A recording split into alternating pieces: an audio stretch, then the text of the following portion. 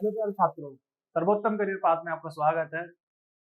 आशा करता हूँ जितने भी वीडियो हमने अभी तक डाले हैं मैथमेटिक्स सीरीज पर वो आपको अच्छे लगे होंगे। और सर एक चीज की सुगुहाट फिर से चालू, आज तो आपने करंट अफेयर्स भी देख ली, ठीक है। अब यहाँ पर ध्यान से समझिए कि पार्ट 1 में हमने कुछ क्वेश्चंस करे, अब हम थोड़ा पार्ट 2 में कुछ क्वेश्चंस और देखते हैं जो मतलब थोड़े से गत वर्षों में आए, 2021 देखेंगे, 2019 में देखेंगे। इससे एक थोड़ा हेल्प मिलती है प्यारे बच्चों की, क्या है ना, इससे एक लैंग्वेज समझ में हमें आती है। किस आधार पर हमसे एसएससी जिसकी हम तैयारी कर रहे हैं, क्योंकि जंग इस बार हमारी वर्दी है और वर्दी चढ़नी चाहिए, 45,000 वैकेंसी है, छूटनी एक भी नहीं चाहिए। समझ पा रहे ना।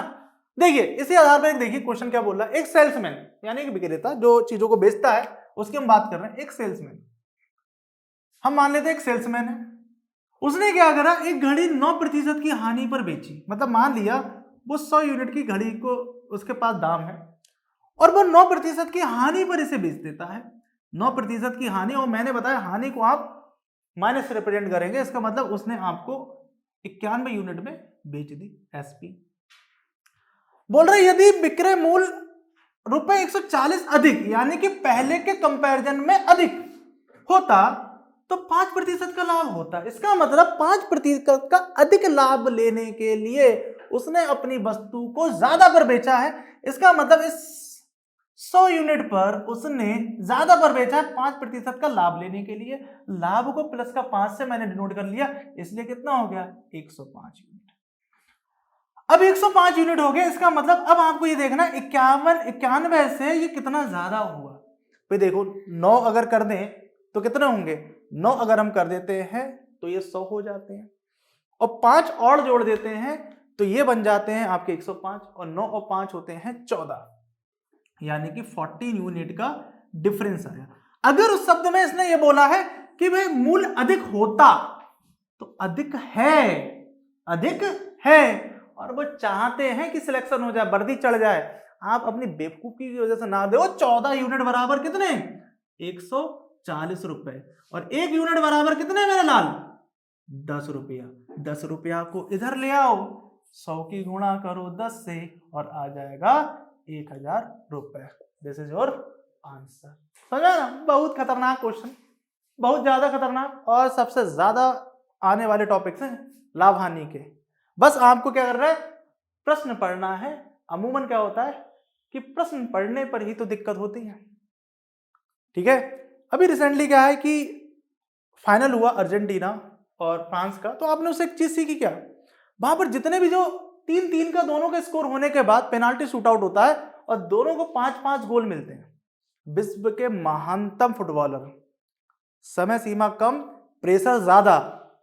ऐसा नहीं है कि उन्होंने पहली बार पेनाल्टी शूट आउट कर रहे हैं, सर टाइम कम था, गलतियां ज्यादा थी।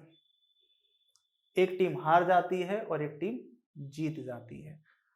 ऐसा ही होता है आपका किसमें, जब आप पेपर में देने जाते हो, आपके पास समय कम होता है और प्रश्न ज्यादा होते हैं और वहां पर आपसे गलतियां ज्यादा होती हैं। अब हम दूसरा प्रश्न देखते हैं कि और कौन सा प्रश्न आया है। तो प्यारे बच्चों अभी इस सीरीज में क्वेश्चन और आता है कि भैया मेरे एक थैला हैंडबैग, एक कमीज और एक जैकेट, एक एच एक के मान लेते एक जैकेट।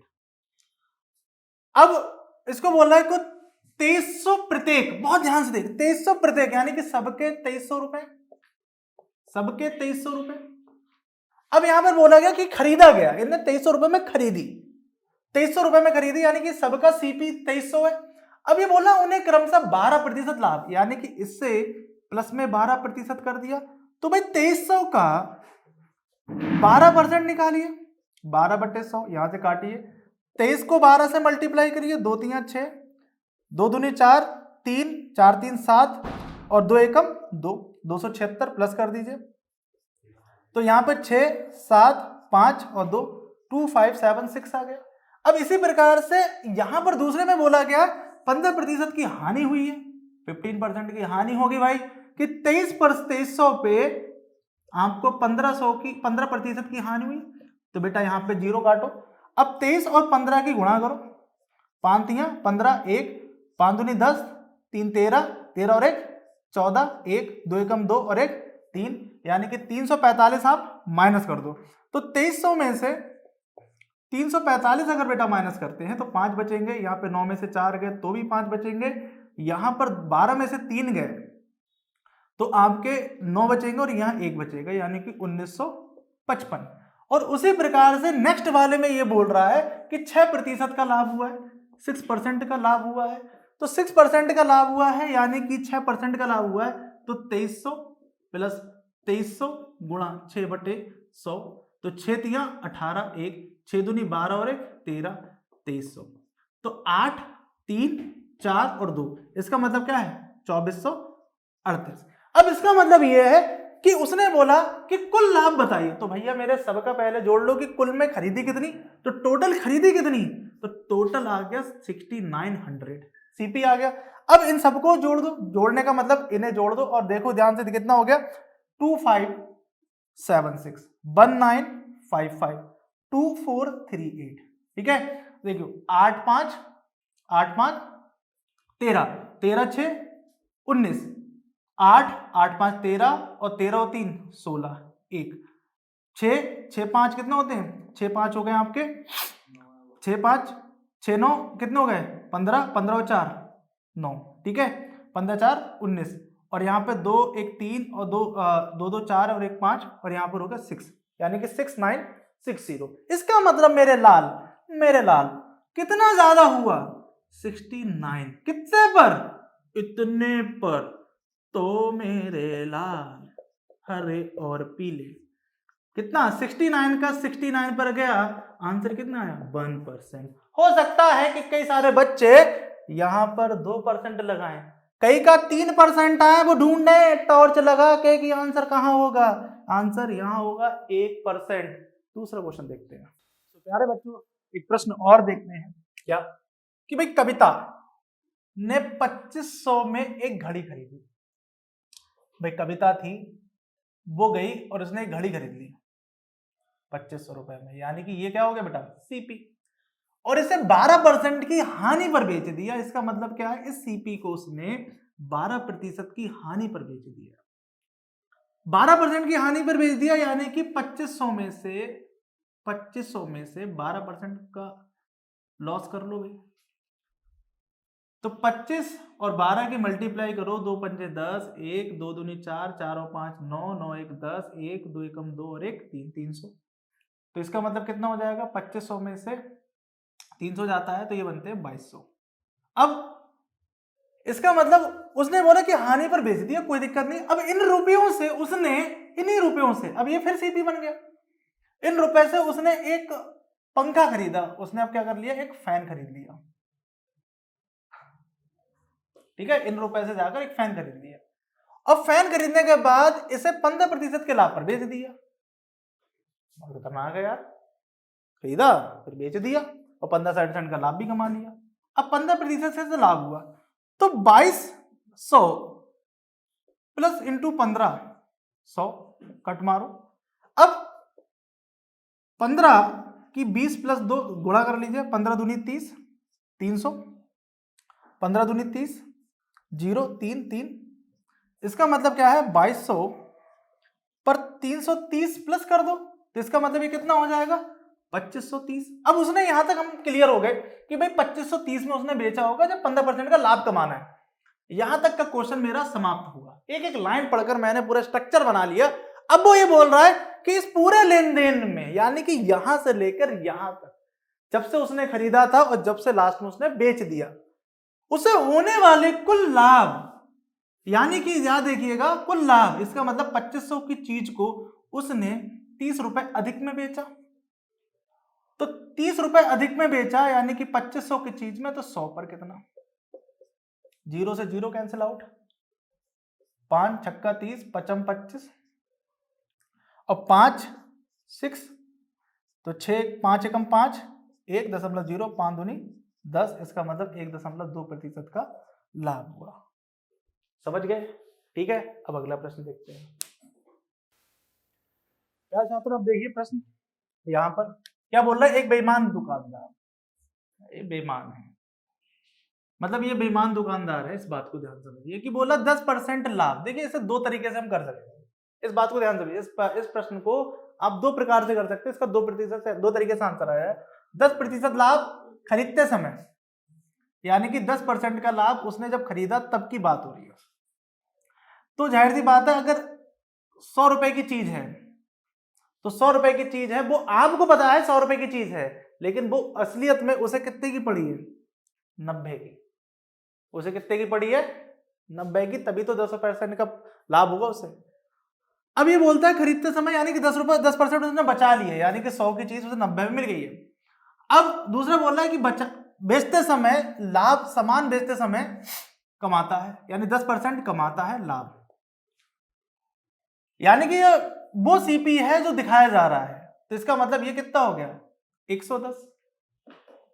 कितना हो गया? 110। देखिए इसका आंसर किस प्रकार से आता है। अब यहां पर देखिए 10% का लाभ उसने बेचते समय आया, यानी कि जो सीपी था यहां पर, तो इसका मतलब डिफरेंस दोनों में कितना हो गया? 20 का। 20 का कितने पे हो गया? 90 पे। तो 100 पर कितना? यहां से काटिए, 200 बटे 9। अब 9 यानी कि 200 को आप डिवाइड करिए, 9 दूनी 18, कितने बचे? 2 जीरो, 9 दूनी 18, 2, यानी कि 22 सही 2/9%। इसमें आपको आंसर नहीं दिख रहा होगा। मुख्यतः इसमें बच्चे क्या करेंगे? 21% का आंसर लगाएंगे, जो सही है, लेकिन उसके पीछे का राज सुनिए, वो ऐसा क्यों। एक फॉर्मूला बताते हैं और जिनसे जरा बोलना फॉर्मूला वालों से, अगर यहाँ चेंज कर देते, अगर यहाँ 22 में आंसर लगा देता, तब उनका नहीं आता। कैसे आया वो देखो। उन्होंने क्या करा? x plus by x by बटे 100 कर दिया, x plus by plus x by बटे 100 कर दिया। खरीदते समय इसको x मान लिया और इसको बाई मान लिया, यानी कि यहां पर रख दिया 10, यहां पर रख दिया 10, 10 गुणा 10 बटे 100, काट कर 10 प्लस 10 प्लस 1, ये आ गया 21%। समझ गए ना। अब आप ये सोचिए, अगर आप एग्जाम देने जा रहे हैं तो आप किसको मानेंगे? सर मुख्यतः आप बैठेंगे तो आप बोलोगे इससे तो मेरा आंसर आ गया, ठीक है। अगर मैं यहां पर आंसर रख देता 22 सही 2/9%, तब आप किसको सही मानते हैं? ये गलतियां होती हैं। तो इस बात को याद रखिए कि ये जो थीम है, ये एक फॉर्मूला है, ये थीम से ओरिजिनेट नहीं हुआ है। इस बात को समझिए, ये थीम से ओरिजिनेट नहीं हुआ, ध्यान समझिए। ये सीपी था हमारा, जो हमें दिखाया जा रहा है भाई 10% का लाभ तभी होगा जब आपने वो चीजों को कम में खरीदा, तो 90। बेचते समय आपने उसी राशि पे 10% का लाभ समाया, तो इसका मतलब 110। तो दोनों का डिफरेंस कितना है? 20। हमने प्रश्न किए थे, मैंने आपको कॉन्सेप्ट समझाया था उस आधार पर। तो याद रखिएगा, इसका परफेक्ट आंसर जो है वो 22 सही 2/9% ही है, लेकिन आपको यहाँ पे दिख नहीं रहा है इसका आंसर, इसलिए आप 21% लगा रहे हैं। ये गलतियां होती हैं, और इस गलतियों का खामियाजा हमारा 1 साल नहीं 2 साल आगे बढ़ जाते हैं। बात समझ रहे हैं। अमूमन सारे बच्चे के सारे बच्चे यही आंसर लगाएंगे, मैं आपको गलत नहीं बोल रहा हूं, किताबों में भी ये दिया होगा, लेकिन सही थीम ये है, प्रश्न ये बोला जा रहा है, क्योंकि हम लैंग्वेज के आधार पर प्रश्न को कर रहे हैं, ठीक है। अब अगला प्रश्न देखते हैं। प्यारे बच्चों, इसी सीरीज में एक प्रश्न और है कि ये बेईमान दुकानदार ने बड़ा परेशान करा है भाई, कि 10% लाभ पर चावल बेचता है। अरे चावल बेचे, ठीक है, बैट बेच दे, लेकिन बेच भैया लाभ 10% पे लिया है। तो इसका मतलब ये बैठ गया और इसने 100 मान लिया। मेरी बात ध्यान से, बेईमान क्यों है इसके पीछे का रीजन है, ये दिखा रहा है कि भैया मैं 10% का ही लाभ कमा रहा हूं। तो भाई 10% का लाभ कमा रहा है, इसका मतलब इसने 110 में चीज बेची होगी, भाई एसपी यही होगा ना, कि भाई 10 ज्यादा भी बेची होगी तभी तो उसे लाभ हुआ। अब लेकिन अब ये बेईमान क्यों बन गया? क्योंकि वजन तोलते समय इसने 20% कम तोला। ये वही है जिसने मैग्नेट रखा है बीच में, ठीक है, तो 20% कम तोलता है, तो इसका मतलब 80 रुपया, देख रहे हैं ना। और कितना का डिफरेंस आया? 30 का। कितने पर? 80 पर। तो 100 पर कितना? रे बाबा 300 बटे 8, आप 150 कर लो, 150 बटे 4, 75 बटे 2, 75 का आधा होता है 1/2%। This is your answer. बात समझ पाए? और जल्दी हो गया ना। इसी तरीके से सारे प्रश्न होंगे। मैंने आपको बोला ना कि सर्वोत्तम करियर पास से जुड़े रहिए और लोगों को भी बताइए। अब ये नहीं सर जी पहले हमारे लग जाते ही बताएंगे यार, ठीक है। तो इसलिए आपकी वर्दी चढ़नी जरूरी है, और वर्दी चढ़ेगी, और जंग भी इसी चीज की चल रही है कि वर्दी, क्योंकि 45,000 वैकेंसी बहुत हो गई, ठीक है, और आपको लेना है, और भी बहुत सारी वैकेंसीज आने वाली है, ठीक है। इसी सीरीज में और भी प्रश्न देखते हैं। प्यारे बच्चों, ये प्रश्न देखो ध्यान से, एक घड़ी का अंकित मूल्य। तो अंकित मूल्य तो मैंने आपको समझा दिया, जब आप कोई भी चीज लेने जाते हैं, कोई पैकेट होता है ना, उस पैकेट पे जो रुपए छपे होते हैं लिखा होता है MRP, ₹100, ऐसा। इसे बेसिकली आप अंकित मूल्य बोलते हो, ठीक है। मान लीजिए वो आपको कितनी दी हुई है, वो आपको दी हुई है 600 रुपये, ये कोई वस्तु है।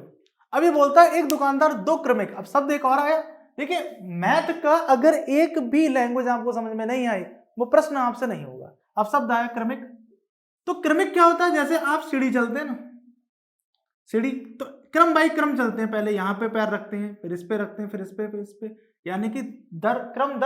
इस शब्द को मतलब हो गया क्रम दर क्रम।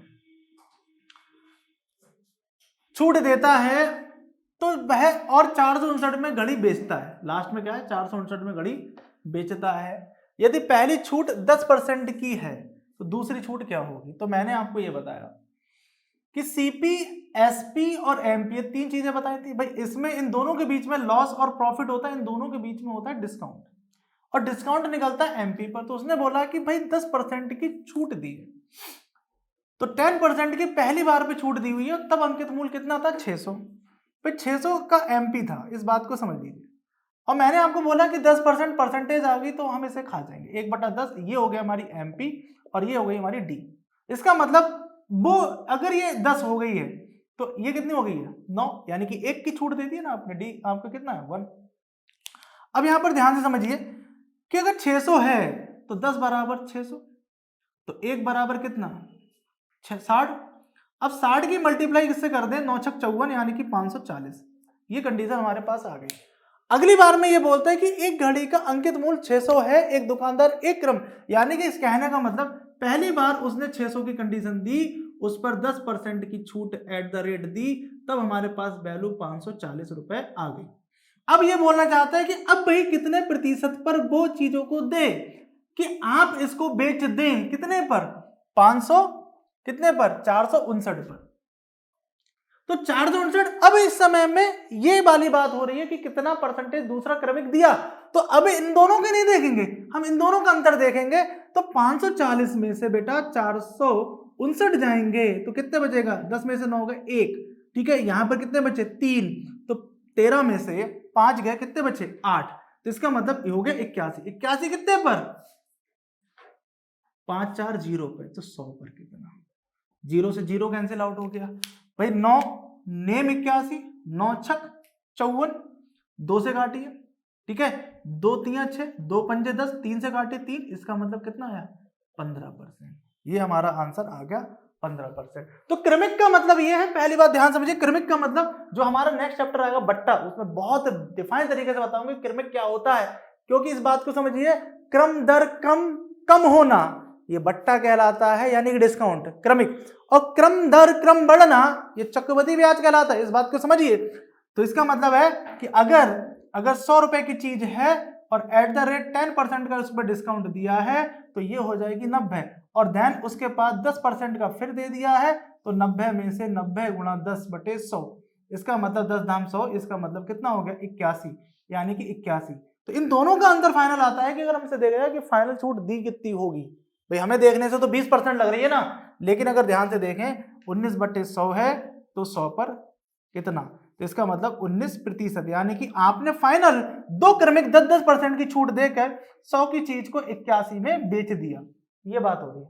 तो क्रम दर क्रम का मतलब होता है 1 पर 1, मतलब पहले स्टेप बाय स्टेप चलेंगे उस पर, ठीक है। अब इसी कड़ी में एक प्रश्न और देखते हैं क्या। चलो प्यारे बच्चों, इस सीरीज का ये वाला क्वेश्चन देखिए कि एक दुकानदार एक वस्तु का मूल्य उसके क्रय मूल्य से, बहुत ध्यान से, क्रय मूल्य से 25% ऊपर अंकित करता है, 25% ज्यादा लगाता है। तो ये हमेशा टेबल याद रखिएगा मेरी, ठीक है, इस बात को ध्यान समझिए।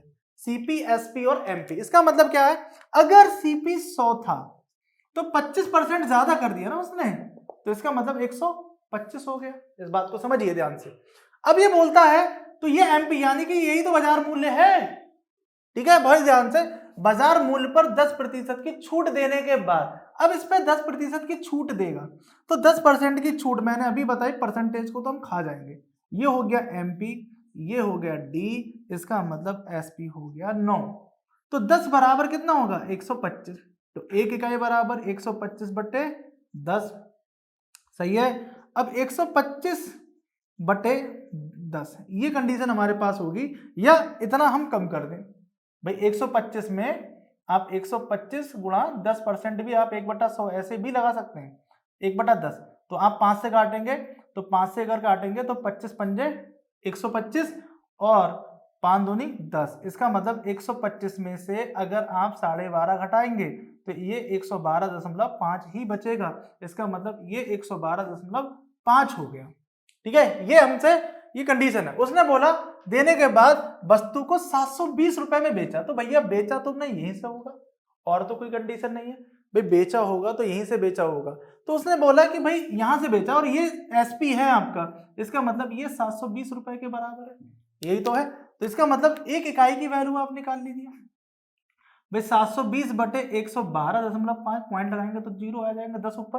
अब आप 5 से काटिए, 5 दूनी 10, 5 दूनी 10, 5 25, 5 दूनी 10।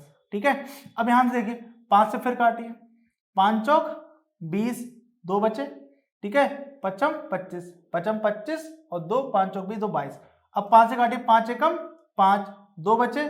ठीक है, 5 दूनी 10 और 5 चौक 20। फिर आप इसको काटिए। अब यहाँ पे देखिए 124 गुणा 2 बटे 45। ठीक है, यहाँ पर ध्यान से देखिए, कहीं पर आपसे मिस्टेक नहीं होनी चाहिए। अगर कैलकुलेशन में मिस्टेक हुई तो दिक्कत फिर बढ़ जाएगी, ध्यान समझिए। ठीक है, अब यहाँ पर 124 गुणा 2 बटे 45 हो गया। अब ध्यान से उसने हमसे जो शब्द बोला है वो शब्द क्या बोला है, इन दोनों का अंतर बता दो।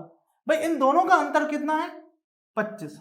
इन दोनों का अंतर कितना है, 25 होने देंगे ना। बाजार मूल्य के बीच और क्रय मूल्य के बीच का अंतर कितना होगा रुपए में बताइए। तो देखिए 25 अंतर था, तो 25 5 से काटा, 25 25, 5 ने 45, 9 से कटेगा। ठीक है, 9 एकम 9, आपके 3 बचे। अगर ध्यान से देखिए 124 गुणा 2 गुणा 5 बटे 9। ठीक है, तो इसका मतलब क्या है, 5 दूनी 10, 12 40। ठीक है, अब 9 से आपको इसको डिवाइड करना है, 9 एकम 9, 3 4। ठीक है, तो देखिए 9 दूनी 18, 9 3 27, 9 चौक 36। ठीक है, अब यहां पर ध्यान देखिए 9 चौक 36। अब यहाँ पर चौक तो कंडीशन है ही नहीं। देखिए यहाँ पर देखिए 150 भी का आंसर है, 160 है। इस बात को समझिए कि यहां पर एक गलती आपसे हो जाएगी अगर आपने कहीं पर भी मिस्टेक करी। अगर इस कैलकुलेशन में कहीं दिक्कत है, इस कैलकुलेशन में दिक्कत है क्योंकि दशमलव की जब दिक्कत आती है तो। अब यहाँ पर देखिए जब हम इसको कर रहे हैं तो इसका आंसर हमारा यहाँ पर प्रॉपर नहीं आ रहा है, क्योंकि 9 चौक 36, 9 3 27 होते हैं, तो आप 27 लगाएंगे और यहाँ पर लगाएंगे कितने, 7 और 0, और 9 9 7 63। ठीक है, तो यहाँ पर 137। अब देखिए यहाँ पर 120 है, 150 है, 160 है। अब आप यहाँ पर आंसर नहीं लगा पाएंगे, इसका मतलब इस कैलकुलेशन में कहीं ना कहीं दिक्कत हुई है। 112.5, ठीक है, 112.5 बराबर 720, क्योंकि 720 में आपने चीजों को बेचा, तो एक इकाई बराबर 720 बटे 112.5। यहाँ पॉइंट लगाएंगे 10, यहाँ हटाएंगे। ठीक है, अभी हमारा हो जाता है 720 बटे 112.5 गुणा 10। ठीक है, इस बात को समझिए, यानी कि यहां पर अगर ऐसे रखें तो 700 ईयर हो जाएगा। अब यहां पर उसने दोनों में अंतर पूछा है, तो 7200 और 1125 गुणा, अब दोनों का अंतर कितना है, 25। अब 25 से अगर काटेंगे तो 25 चौका 100। ठीक है, 25 चौका 100, 2 बच्चे, 25 एकम 25। अब जब 41 से अगर इसे डिवाइड करेंगे, भाई 41 से जब डिवाइड करने जाएंगे 7200, तो 41 एकम 41 होते हैं। यहाँ पे कितना आएगा, 1, और यहाँ पे कितने बचेंगे, 3 और 0। अब 41 को जब करने जाएंगे तो 4 3 12 और 4 6 24, तो देखिए 6 टाइम आया। मैं बोला ना कि कैलकुलेशन में अगर मिस्टेक हुई तो गलती हो जाएगी मेरे लाल। अब जब आप इसको करेंगे, जब 41 को 6 टाइम से मल्टीप्लाई करेंगे, 6 कम 6, 6 चौक 24, तो ये 4 आएगा। अब 41 पंजे करेंगे तो ज्यादा हो जाएगा। ठीक है, 41 सत्ते करेंगे, 7 एकम 7, 7 चौक 28, 81। देखिए 2 से 81, यहाँ पर तो हमारा ये है, तो इसका मतलब अब यहाँ पर 7 करेंगे, अब 8 करेंगे तो ज्यादा हो जाएगा। अब यहाँ पर बार बार देखिए कि आपका जो आंसर है वो किसके नियरेस्ट है, इसलिए इसका आंसर 160 बन जाएगा। इसका आंसर इसीलिए 160 बन जाएगा, किसके ज्यादा नियरेस्ट आपका आंसर आता है। एग्जैक्ट आंसर नहीं है, देखिए एसएससी ने बोला एग्जैक्ट आंसर नहीं है, आपने कैलकुलेशन तो पहले समझिए कि आपने ज्यादा में किया तो सीपी को एसपी पे किया तो 125 हुआ, 125 पे आपने कितना दिया, फिर 10% की छूट दी, तो 10% की छूट देने के बाद आपका एसपी इतना हुआ। फिर उसने बोला कि 720 रुपए में बेच दिया, तो 112 यूनिट बराबर 720 रख दिया, 1 यूनिट बराबर आपने इतना ले लिया। अब 1 इकाई की वैल्यू, अब उसने ये बोला कि दोनों के बीच का अंतर, तो 100 और 125 इनके बीच का अंतर हो गया 25, तो 25 इकाई।